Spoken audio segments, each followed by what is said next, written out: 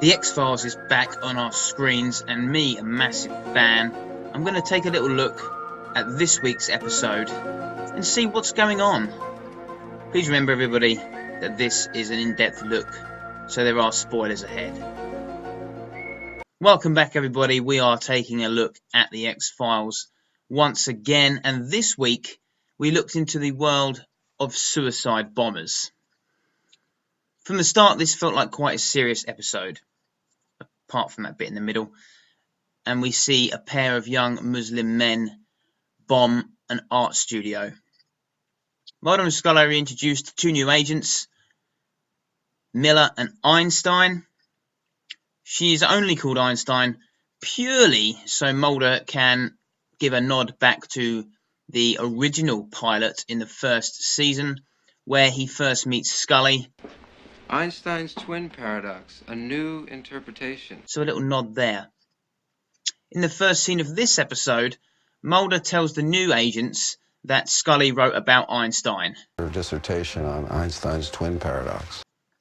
Same as the first episode originally. It's a nod to the past. These two are definitely being lined up for a takeover.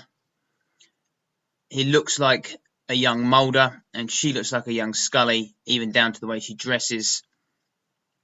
But it seems that they don't like the X-Files, or have never really heard of them. Einstein especially is a non-believer in all this supernatural stuff.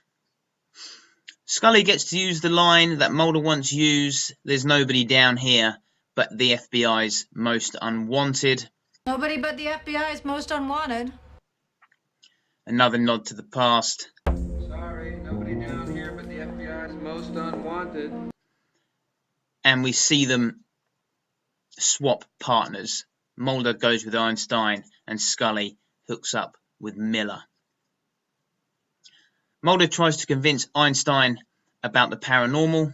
She's very rude to Mulder. You talk to Agent Scully like that? But he tries to get her to give him magic mushrooms for some scientific experiment to do with the unconscious mind. I'm not sure if this episode was racist or just that there was a lot of racist people in it. I think the latter. Most of the other agents we see in this episode certainly are, and so is the nurse. Mulder does drugs.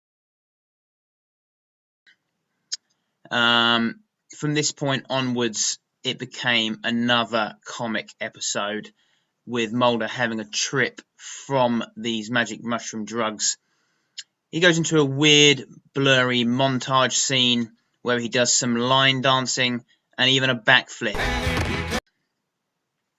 We see the lone gunman briefly in this trip scene, and a weird bondage scene with Mulder and Einstein. Mulder goes topless, and the smoking man gives him a good old whipping with a bullwhip. It was messed up. What's happened to the X-Files? It turns out that all this was fake because the magic mushrooms weren't real. They were just a placebo. So basically, because they were a placebo, it suggests that Mulder had a breakdown? That is mental? More questions. From this breakdown, Mulder is able to talk to the dead guy, or partially dead guy, who's in a coma.